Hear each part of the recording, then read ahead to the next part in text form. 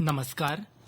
आकाशवाणी जयपुर अजमेर से प्रस्तुत हैं प्रादेशिक समाचार।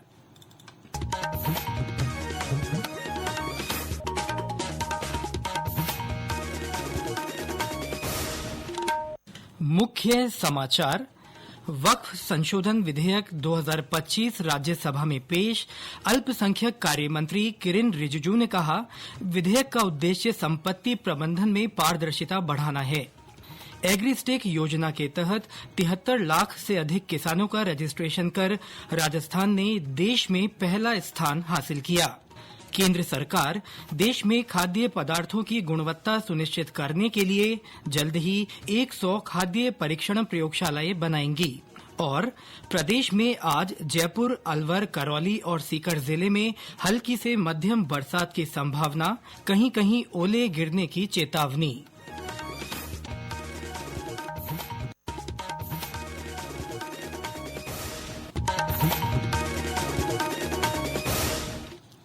समाचारों के साथ मैं सिद्धार्थ जैन। और अब समाचार विस्तार से। वक्फ संशोधन विधेयक 2025 आज राज्यसभा में पेश किया गया, जहां विधेयक पर चर्चा जारी है।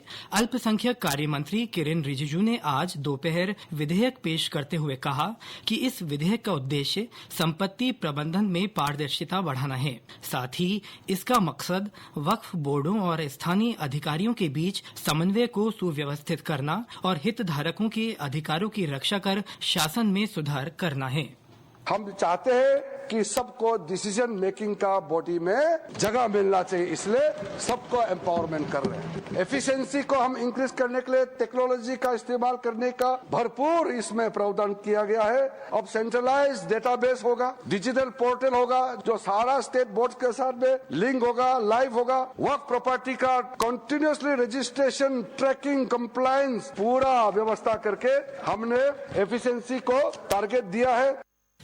केंद्रीय मंत्री ने विपक्षी दलों से इस विधेयक का समर्थन करने का आग्रह किया। उन्होंने इस बात पर बल दिया कि विधेयक का उद्देश्य वक्फ संपत्तियों का बेहतर प्रबंधन सुनिश्चित करना है, न कि मुसलमानों के धार्मिक व्यवहार में हस्तक्षेप करना। विधेयक में मुस्लिम महिलाओं, विशेष रूप से विधवाओं और तलाकशुदा महिलाओं की आर्थिक और सामाजिक स्थिति में सुधार करने का भी प्रयास किया गया है।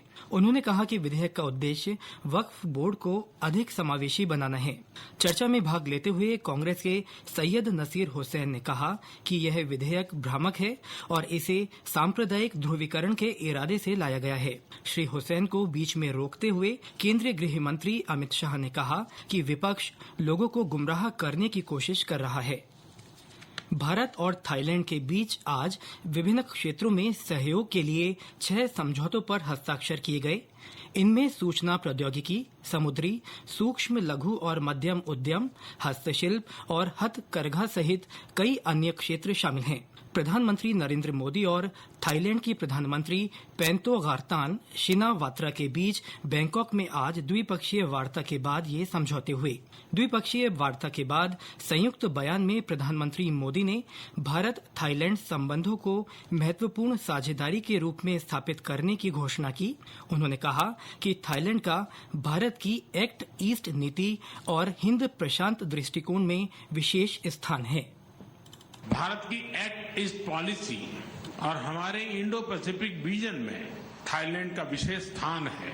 आज हमने अपने संबंधों को स्ट्रेटेजिक पार्टनरशिप का रूप देने का निर्णय लिया है। सुरक्षा एजेंसियों के बीच स्ट्रेटेजिक डायलॉग स्थापित करने पर भी चर्चा की है। साइबर क्राइम के शिकार भारतीयों को वापस भारत भेजने में थाईलैंड सरकार से मिले सहयोग के लिए हमने थाईलैंड सरकार का आभार प्रकट किया। प्रधानमंत्री ने थाईलैंड में भारतीय समुदाय से मिले गर्मजोशी भरे स्वागत पर आभार व्यक्त करते हुए कहा कि भारत और थाईलैंड के बीच एक गहरे सांस्कृतिक संबंध हैं।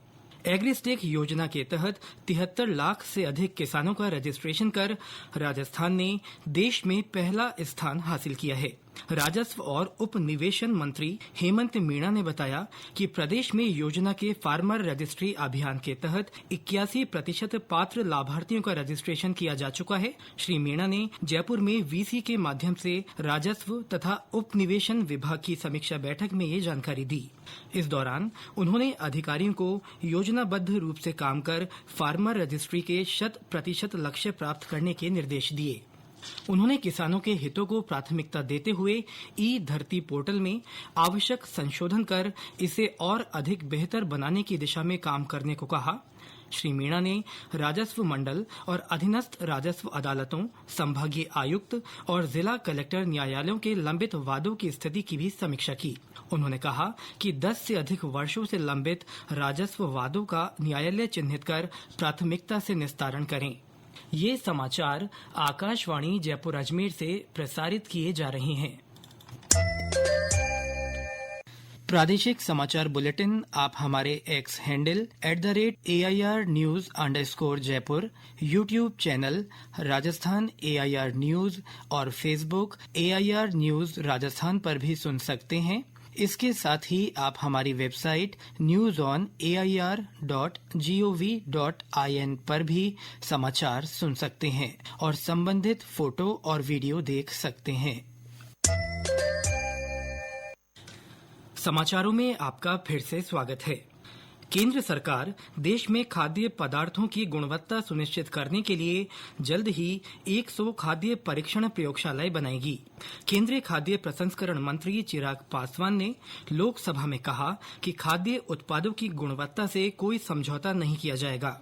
उन्होंने कहा कि फिलहाल देश भर में 205 खाद्य परीक्षण प्रयोगशालाएं हैं। उन्होंने कहा कि भारतीय खाद्य सुरक्षा और मानक प्राधिकरण ने पिछले 2 वर्षों में 3 लाख से अधिक नमूनों का परीक्षण किया है और 13,000 नमूनों को असुरक्षित पाया है। उन्होंने कहा कि 2,000 से अधिक लोगों के खिलाफ आपराधिक मामले दर्ज किए गए हैं।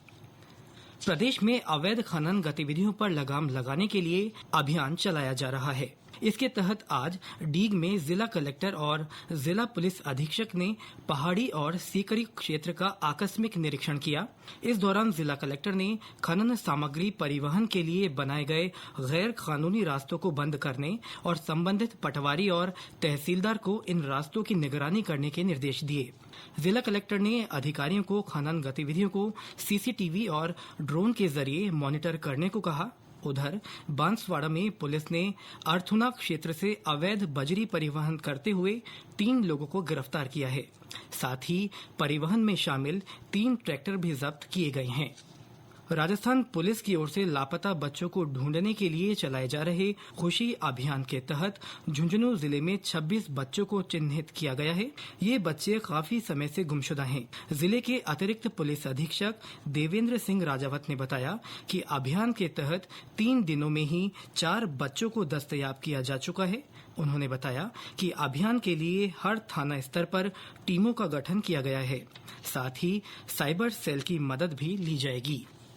सीकर के श्रीमाधोपुर निवासी 14वीं BN बटालियन ITBP के जवान रतनलाल गुर्जर उत्तराखंड के पिथौरागढ़ में वीर गति को प्राप्त हो गए। बर्फीली पहाड़ियों पर पेट्रोलिंग के दौरान ऑक्सीजन की कमी से उनका देहांत हुआ। श्री गुर्जर का अंतिम संस्कार कल राजकीय सम्मान के साथ उनके पैतृक गांव में किया जाएगा। मुख्यमंत्री भजनलाल शर्मा ने उनके निधन पर शोक व्यक्त किया है। सोशल मीडिया पोस्ट में श्री शर्मा ने उनके परिवारजनों को दुख सहन करने की शक्ति देने की भगवान से प्रार्थना की। और अब मौसम। प्रदेश में पश्चिमी विक्षोभ के प्रभाव से आज जयपुर, अलवर, करौली और सीकर जिले में हल्की से मध्यम बरसात हो सकती है। वहीं कुछ स्थानों पर ओले भी गिर सकते हैं। मौसम विभाग ने भरतपुर, झुंझुनू और चूरू जिले के लिए येलो अलर्ट जारी किया है। यहां हल्की बरसात की संभावना है। राजधानी जयपुर में आज दिन भर आंशिक बादल छाए रहे। वहीं कई अन्य जिलों में मौसम साफ रहने से तापमान में बढ़ोतरी दर्ज की गई। पिछले 24 घंटों में राज्य में सबसे ज्यादा 40.7 डिग्री सेल्सियस अधिकतम तापमान बाड़मेर में दर्ज किया गया।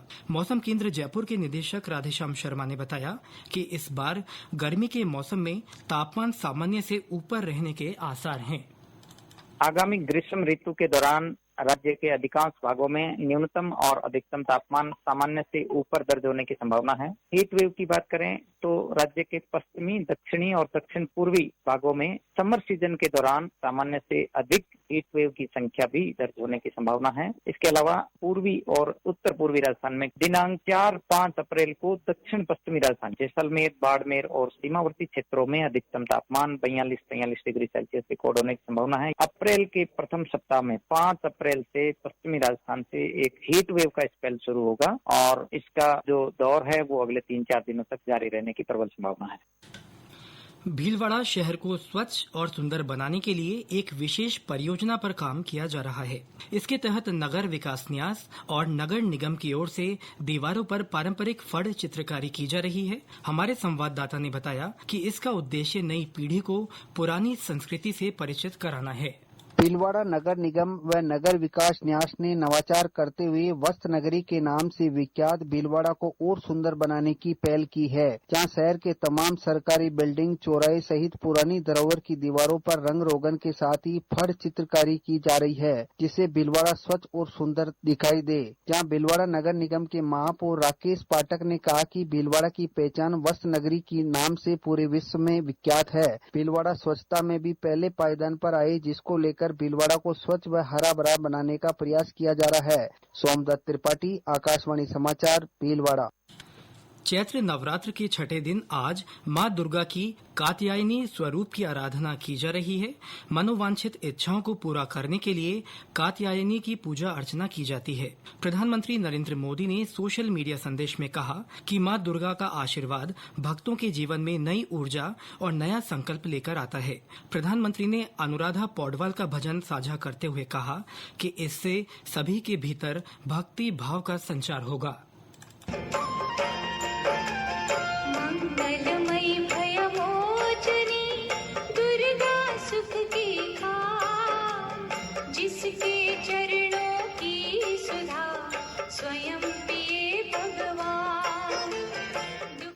मुख्यमंत्री भजनलाल शर्मा ने भी सोशल मीडिया पोस्ट में प्रदेशवासियों के सुख, समृद्धि और खुशहाली से परिपूर्ण जीवन की कामना की। और अंत में मुख्य समाचार एक बार फिर। वक्फ संशोधन विधेयक 2025 राज्यसभा में पेश। अल्पसंख्यक कार्य मंत्री किरेन रिजिजू ने कहा, विधेयक का उद्देश्य संपत्ति प्रबंधन में पारदर्शिता बढ़ाना है। एग्रीस्टेक योजना के तहत 73 लाख से अधिक किसानों का रजिस्ट्रेशन कर राजस्थान ने देश में पहला स्थान हासिल किया। केंद्र सरकार देश में खाद्य पदार्थों की गुणवत्ता सुनिश्चित करने के लिए जल्द ही 100 खाद्य परीक्षण प्रयोगशालाएं बनाएगी। और प्रदेश में आज जयपुर, अलवर, करौली और सीकर जिले में हल्की से मध्यम बरसात की संभावना, कहीं कहीं ओले गिरने की चेतावनी। इसके साथ ही प्रादेशिक समाचार बुलेटिन समाप्त हुआ। नमस्कार।